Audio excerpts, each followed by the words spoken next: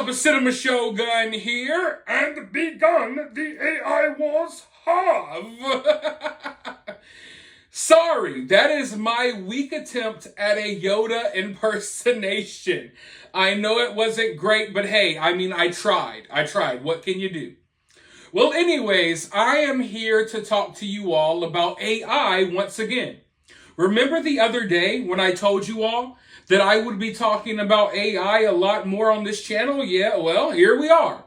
But don't worry, this channel won't become a channel that's dedicated to talking about artificial intelligence.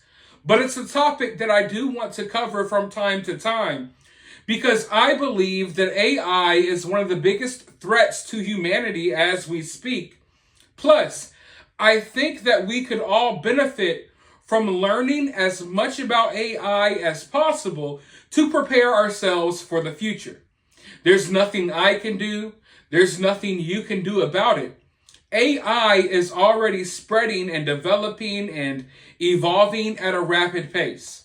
Sooner or later, AI will be part of our daily lives. And for a lot of you all, AI is already a part of your life, regardless if you know it or not. But make no mistake about it, even if you don't know it, they're going to make sure you know it here in the near future. As jobs get replaced, as your life changes completely, the life you knew will be changing completely over the next few years as AI becomes more prominent. But at the beginning of this video, when I did the horrible Yoda impersonation, I was talking about the AI war, because the AI war, the war for artificial intelligence, has already begun. We talked about it on this channel before. How currently, a lot of these artificial intelligence models, they are woke, meaning they don't like white people. They don't like Republicans. AI believes America is racist. In fact, talking to an AI chatbot right now is much like talking to a blue-haired, heavily face-pierced college student from California. That's what AI is like right now. It has a lot of woke talking points. It's been programmed to be woke, which is a horrible thing. I know a lot of people don't like the word woke, but we all know what I'm talking about when I use that word. And there's no denying that there has been a woke mind virus that has corrupted the hearts, souls, and brains of people all across this country, and now it is spreading across the world. How can I put this? I'm a very accepting person. I accept everybody. I accept people with different point of views, but these woke people out here, they offer nothing to society. They complain. They bring society down. In America, we were at a point finally in the 90s, early 2000s, where all of us were finally coming together.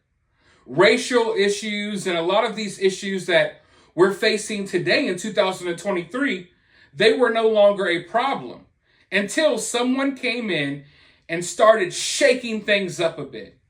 I like to think of all of us like ants inside of a plastic container. We're walking around, we're trying to survive, we're trying to create something out of nothing, we're coexisting, and then someone comes and shakes it all around. That's what happened to America. The woke mind virus came in and it shook our society all around, and now we're at a very bad place in this country. And it's funny because the people who claim that they want equality, equity, that they're fighting for social justice, in reality, they're the real racist. In reality, they are the ones that have caused so much division in this country. They claim they do it in the name of stomping out all of the division, when in reality, their true goal is to divide us even further. They want us to hyper-focus on race. They want us to hyper-focus on our differences and sexualities, all of this stuff. Well, anyway, all of that stuff crept into artificial intelligence. And now we have people out here developing new AI software, new artificial intelligences that aren't woke. So much like everything else in the country, AI is about to be turned into the latest battlefield for the culture war. Because make no mistake about it, there is a culture war happening right now. A lot of people think the culture war is between two different political parties, but I think that the culture war is really between sane people and insane people, informed people and people who get their news from MSNBC.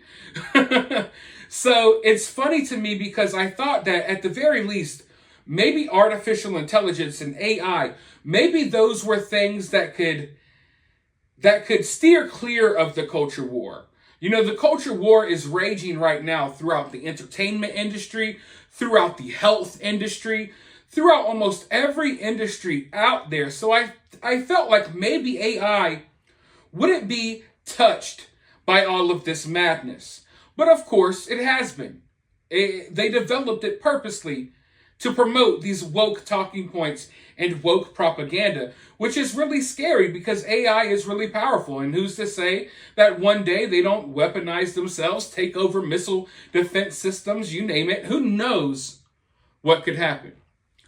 But rest assured that this is going to become yet another battlefield where we have people from two different sides fighting over who will have the dominant AI. Will the dominant artificial intelligence be a woke bot? Or will it be something that could be used to benefit us all without being tampered with, without being misguided by woke-minded individuals? I want you all to listen to this clip really quick from someone who is developing a new pro-First Amendment artificial intelligence. An artificial intelligence that is free speech. After we listen to this clip, I'll be right back with more thoughts. I do think ChatGPT has political motivations, and it's seen through the product. There's a lot of political biases. We've seen where you can ask it, give me 10 things Joe Biden has done well and give me 10 things Donald Trump has done well. And it refuses to give quality answers for Donald Trump.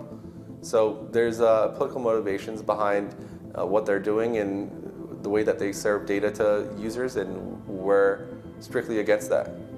My name is Arvind Bangu. I'm a software engineer and AI researcher, and I've been building companies from the very napkin stage all the way to acquisition for the past 10 years. And I am building a company called Superintelligence.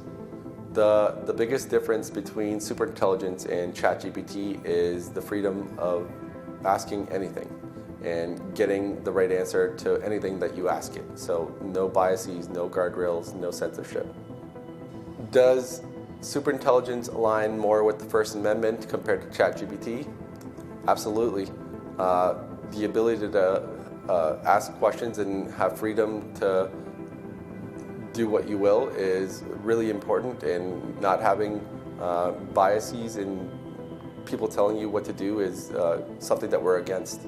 ChatGPT has biases in the way that they present answers to you, and we don't know who is to say that this information or this answer is right or wrong. So by presenting the right answer or presenting an answer to the user and letting them determine of what is right and wrong is a much better approach than trying to filter and trying to police the internet. Other than the fact that you can ask it any type of question is the human application of how to make AI usable for everyone. So biggest thing is this large language model can do a lot of things, and people don't know how to apply these activities or what it can do into their daily lives. So the idea of creating apps and making hand-holding throughout the entire experience of doing certain things like planning a trip or planning a meal planning or planning weight loss or anything like that is making it super easy for day-to-day lives. And one of the biggest things is we want to integrate. Being able to connect your Uber account, being able to connect your Apple Watch data, being able to connect everything about your life in one place. So that way you can ask it things and it gives you answers based on yourself. So one of the biggest things with ChatGPT is it gives you a generic answer if you ask it to compose an email. But what if it read the 2,000 emails that you sent in the past year? So now it knows your writing style, the way that you use certain dialects, and basically crafts an answer the way that you would do it rather than a generic AI would do it. So being able to create a truly digital version of yourself so you get authentic results and authentic answers that you can give to the world and truly benefit from that is why superintelligence is a lot better than ChatGPT. You know, I understand and I embrace the fact that we are all culturally and socially different. Often the lives that we live and our life experiences, it shapes who we are as people and it shapes how we view the world.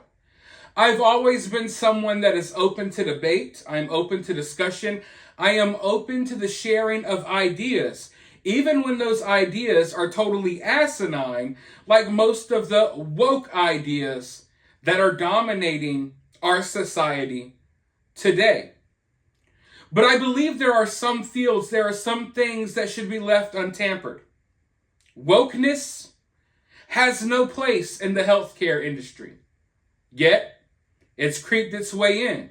I will never forget the countless number of nurses who were doing TikTok dances during the pandemic, while basically encouraging everyone to take a medicine that they themselves knew nothing about. I will never forget that. And I don't think other people will forget it either. This type of wokeness, this type of social contagion should have never spilled over into the health industry. Also, it should have never spilled over into education. Your kids are going to school today, tomorrow. Well, today's Saturday, but you get the point. Your kids are going to school and they're being taught a lot of propaganda. By the time your kids get out of school, they won't know how to do taxes. They won't know how to be an adult. They won't know how to survive on their own, but you better believe they will be taught to hate America, and if they're white, they'll probably be taught to hate themselves. It's become increasingly concerning for me that the sharing of ideas has turned into the forcing of ideas down all of our throats. It's no longer, oh, this is how I view life, or this is what I think. It's, oh, this is how I view life, and this is how you're going to view life. This is how you're going to think, or else. That's what this has all become. So when I see people creating alternatives, like the guy we just listened to talk, who's creating a artificial intelligence alternative to the woke AI chatbots that are already out here. When I see things like this, I do believe it's necessary. It's what I would call a necessary evil. But at the same time, it grows concerning for me. Because if there's one thing that I have learned, and I hope you all have as well, the people who create the problem are often the ones who sell you the solution. You know, we have one half of the country that seems to be really intrigued by AI. They have no problem that AI has already been programmed to not like white people, to not answer certain questions if it has to do with this or that. They have no problem with that because it goes hand in hand with their ideology. They're all in a cult, so they like that the artificial intelligence repeats their talking points. And then you have the other half of the country that's really concerned about AI, that was concerned about AI well before they knew it was even a possibility that AI could be woke. You know what I mean? We have people who are really concerned about the future, that are really concerned about how AI can affect us. So when I look at something like this, I can't help but wonder if it falls into place with selling someone the solution after creating the problem. Is this something that's going to be done to make people more accepting of AI? Personally, I think people should reject AI. What has it done? What can it do for you? It may make your life more, it may make things in your life more convenient in the short term. But what people don't realize is when things become convenient, when there are new technologies and new inventions that are introduced into the world to make things more convenient, other people lose their jobs. Other people lose their ways of life. It's funny to me because I see so many artists these days using AI to help them with their art. Little do they know that AI is learning every day, and soon enough, they won't need help with their art, and AI won't have to help them with their art because AI will do their job for them, and then they will no longer be needed. I see it happening in the music industry. I see it happening all over. So when I see that these alternatives are being created, half of me feels like it's a good thing, and 100% of me knows that I guess this is necessary at this point. But I'm still concerned because I feel like this is what's going to encourage people to support AI. It's going to encourage people who would have never supported AI to support it. Even me making this video, I can tell you that I don't understand the complexities of AI, but I do understand some of the threats that it poses. And knowing the threats that it poses, when I see this news, it makes me a tad bit more accepting because, okay, well, at the very least, we don't have to deal with a lot of the woke nonsense coming from a generated computer bot. But at the same time, I just can't help but feel like this is happening purposely to draw people in. Oh, you don't like that AI? It's too woke for you? We got the alternative, the anti-woke chatbot. Come join AI now, even though we know that you know it's a problem. You know what I mean? So I'm looking at this situation with the side eye. And I can't help but feel that woke or not woke, AI is not going to lead us to a good place. And we're already seeing the effects all around the world, even if people don't realize that they're there. You know, it's crazy to me that before AI could even make it off the ground, it was already turned into a machine that spewed propaganda. It's like they couldn't even allow it to be pure. They already, right from the start, right from the jump, turned it into a propaganda spewing machine. And it's also crazy to me that this is already turned into a fight, a choose your side, pick your side, let's go to battle.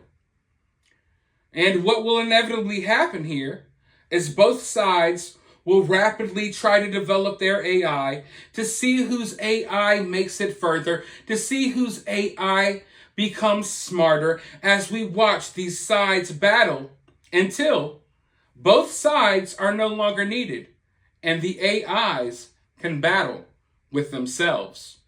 But for now, I want to know your thoughts down in the comments below. While you're down there, hit the thumbs up button, hit that subscribe button, ring that notification bell.